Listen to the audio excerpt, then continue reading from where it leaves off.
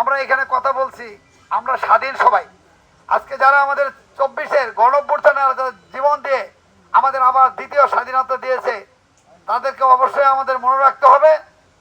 বিশেষ করে আপনারা দেখছেন সচক্ষে টিভির পর্দায় আমাদের এই আবু সাঈদ মুগ্ধ কিভাবে গুলি খেয়ে তারা, এই আবু সাঈদ একটি গুলি যখন লাগে উনি বুঝতে পারেন নাই, এমনি একটু আঁকা বাঁকা হয়েছে। আরেকটি গুলি যখন তার বুকে লাগে আস্তে করে মাটিতে লুটে পড়ে।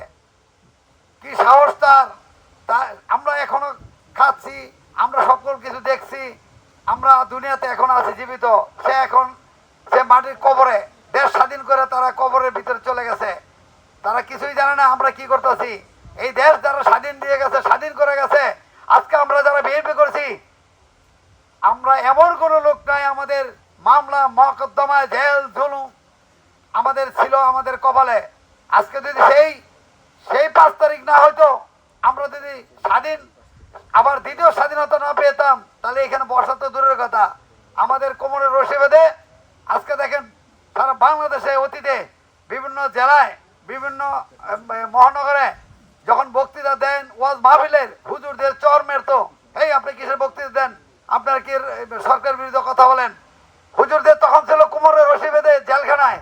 টানা 7মবারের মতো বেস্ট টিস্যু পেপার ব্র্যান্ড হিসেবে স্বীকৃতি পেয়েছে বসুন্ধরা টিস্যু। আর মসজিদ মাদ্রাসায় যখন আপনারা খুতবা পড়তেন, সেই খুতবাটা শুধু পড়তে দিতেন না।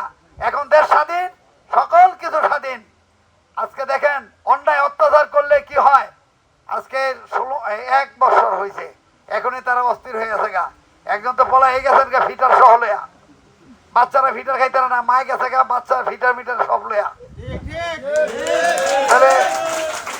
না, মা এবং বাবাই তো বাচ্চাদের দুধ দেয়, ঠিক না? মায়ের কাছে ফিটারের বোতল নিয়ে তা আমরা দুধ খাম কোনখান থেকে? আজকে দুঃখের সাথে বলতে হয়, হুজুর আমাদের ওয়াজ যারা করতেন, মুফতি মাওলানা হুজুর সবারই বানাইছে জঙ্গি, বিএনপির বানাইছে জঙ্গি আর লুটপাট। আমরা নাকি চুরিদারি করতাম। এই দেশের গণতন্ত্র মারছে, এই দেশের জঙ্গি সংগঠন সৃষ্টি করছে তারা।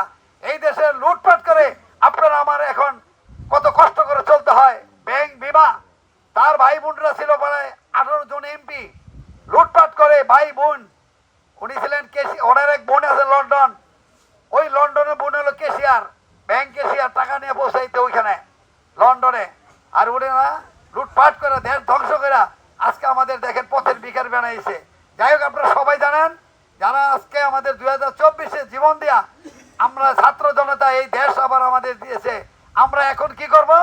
সুন্দরভাবে দেশকে গণতন্ত্র রূপ ধারণ করে আমরা আবার সুন্দর স্বাধীনভাবে যাতে এই দেশের জনগণ চলতে পারে, আমরা সেই দিকে লক্ষ্য করবো ইনশাল্লাহ।